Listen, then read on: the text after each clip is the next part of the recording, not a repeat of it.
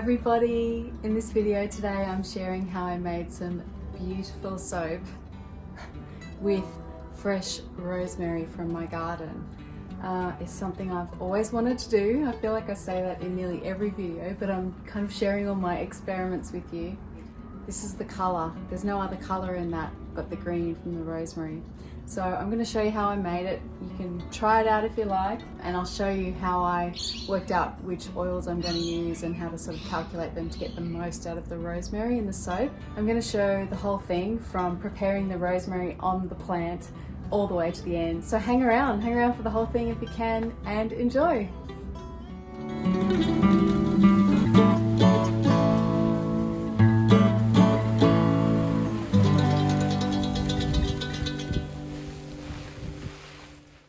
Hi everyone, welcome back to my garden. This is the rosemary that I'm using to make this fresh rosemary infused soap. You might be wondering, why am I hosing it? Well, I had a beautiful sunny day and I thought it was a good idea to really clean the plant material as much as possible, just to get off any dust or pollution or anything that might be on it. We haven't had much rain lately, so cleaning it's a good idea if you can. You can see I had a beautiful sunny day. So much later in the day, after it's fully dried in the sun, I come back and I just harvested those nice top fresh pieces of the plant. And you don't need a lot of it for this recipe, but just take as much as you want. You'll see in a minute that I used about half a crock pot full. So just gather a nice big bunch of rosemary if you can. You can make this soap with dried rosemary as well. There's nothing wrong with that. But I've just had this beautiful fresh rosemary and it's something that I always wanted to do. I just love rosemary and I wanted to experiment and see how it would turn out.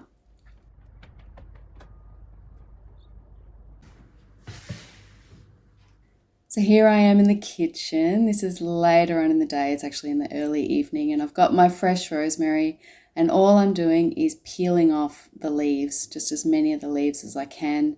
Just grab the top and then pull it down and those leaves will come off so easily. I'm going to be using a little bit of warmth to infuse my soap making oils with this rosemary, and then I'm going to be making the soap the very next day. Be aware that if you make oil infusions with fresh herbs, you cannot store them. You've got to use them straight away because fresh herbs have water in them and they can spoil, and you don't want nasty bacteria in your oils. So this is the rosemary, about half a crock pot full. This crock pot holds about 3 litres or 3 quarts. It's fairly small, so that's however much I use. I obviously picked a lot more than I needed. And see the sticks left over? You can use those for skewers, for barbecues and things. They're really handy if you're into, doing cooking with skewers and things like that. That's fun. And these are the 2 oils that I'm using. Please don't judge me, but I'm using palm oil because I just have this little half a container left and I really want to use that up, and I've also got some olive oil. So I just put the palm oil into the microwave on low power just to liquefy a little bit to make it easier to get out of the container. And then basically all of the oils that I'm using for this recipe, I'm infusing with rosemary to make it as potent and as strong and beautiful as I possibly can.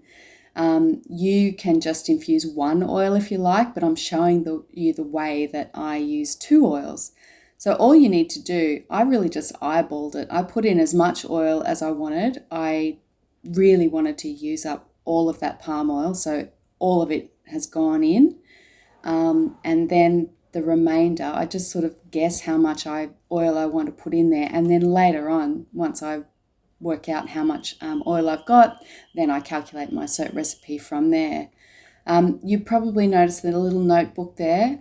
I'm very carefully zeroing my scale before I put any oil into this crock pot. I'm taking an accurate record of exactly how much palm oil and exactly how much olive oil that I'm putting into this pot. So this video is actually not really so much about sharing a recipe. Palm oil and olive oil with the amounts that I used, it's not the best soap recipe in the world, but I'm just doing this to show you the method and how you can infuse fresh rosemary, the results that you get from it, like in terms of the color and the qualities of the soap. But you might want to use different oils.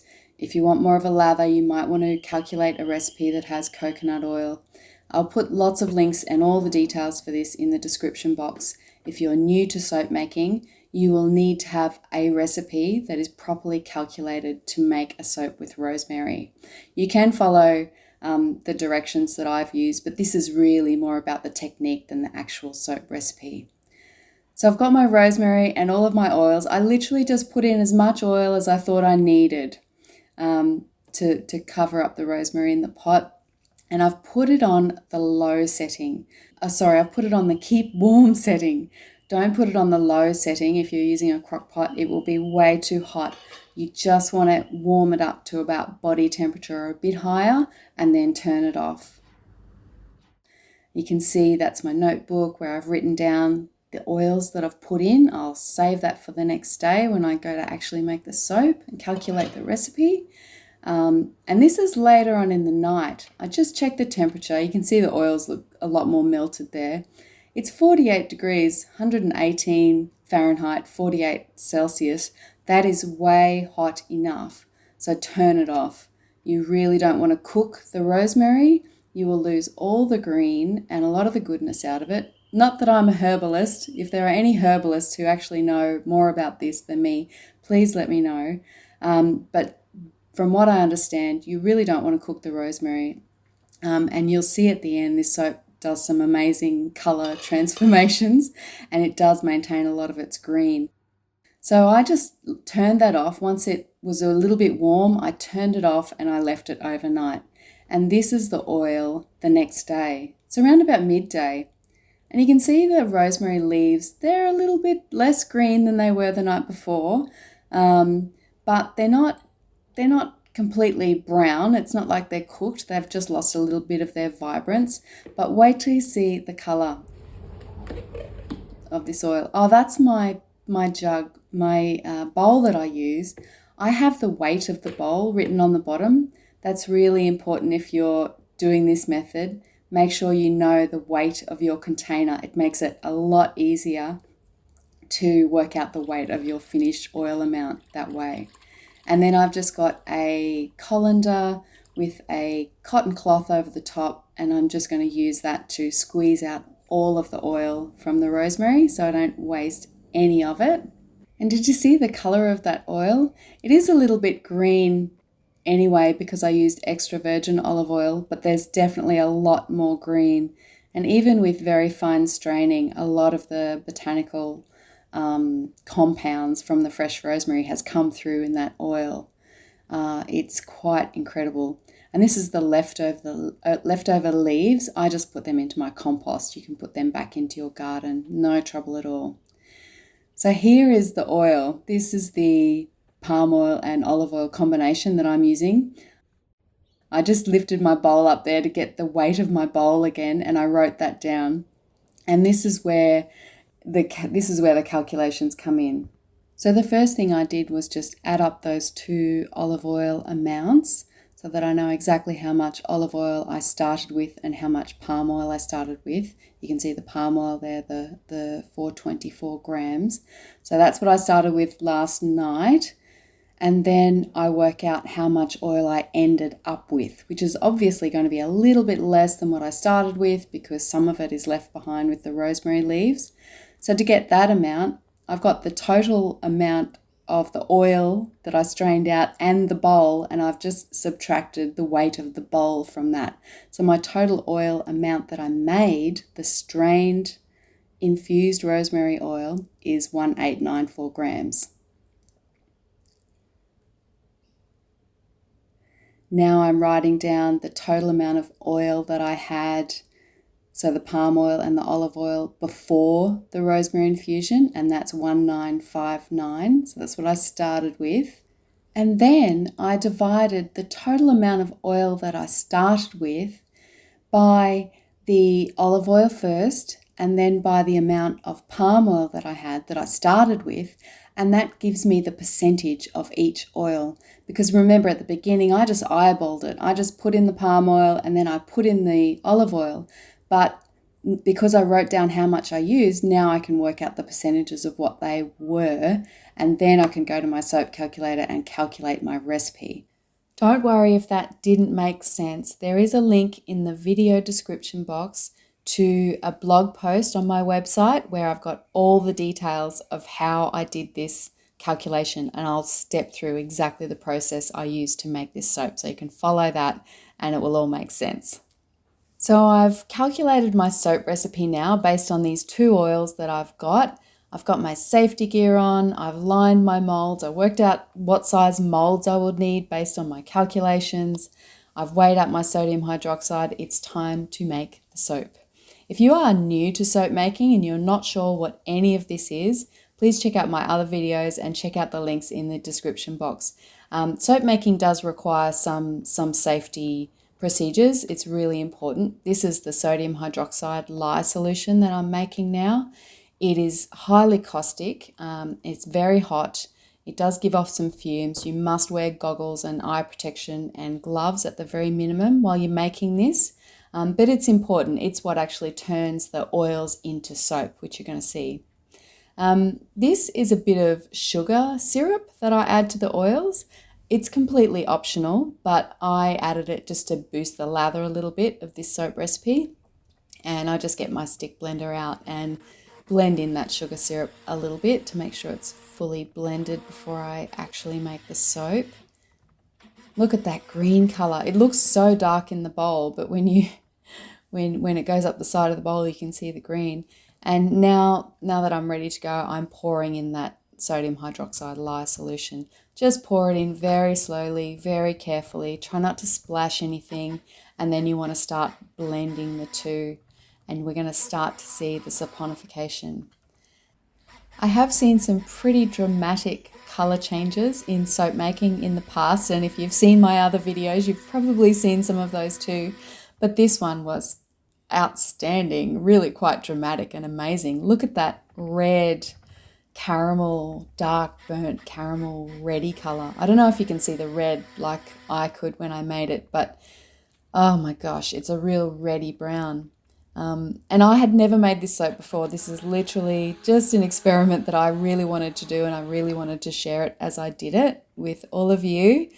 So I had no idea whether it would trace very fast or not. It's a very, very high olive oil soap recipe, so, it's not surprising that it didn't trace super fast. And you can see I've got a light to medium trace there, and that's just when the soap thickens and it starts to emulsify and thicken and it's getting ready to pour then. So I switched out from my stick blender to my whisk. Oh yeah, this is the other thing I did. I calculated how much my total soap batter was going to be in weight, and I divided that weight by 2 so that I knew how much I could pour into each of my 2 molds so that I'd get an even amount, and also so that I could make half of the batch unscented, because I really wanted to see how it was going to turn out and if any of the rosemary fragrance would come through, which it doesn't really, by the way, but I'm not surprised. And I wanted to reserve half of the batch for the other mold, and I wanted to add some essential oils to that. So this is me weighing as I'm pouring. You can see it on the scale there. But you need to be prepared for this. You need to know your numbers and be very careful and be looking at your recipe and double checking that you're getting the right amount. And then once I've got that first one poured out, now I add in my essential oils. I used a little bit of rosemary and a bit of tea tree essential oil. I just adore that combination. I will put the details for that in the blog post as well. And I'm just using my whisk to mix that through. Obviously, if you use a whisk to mix your soap batter, you're going to get air bubbles in your soap batter. Actually, I've been chatting with one of my members in my membership group about this.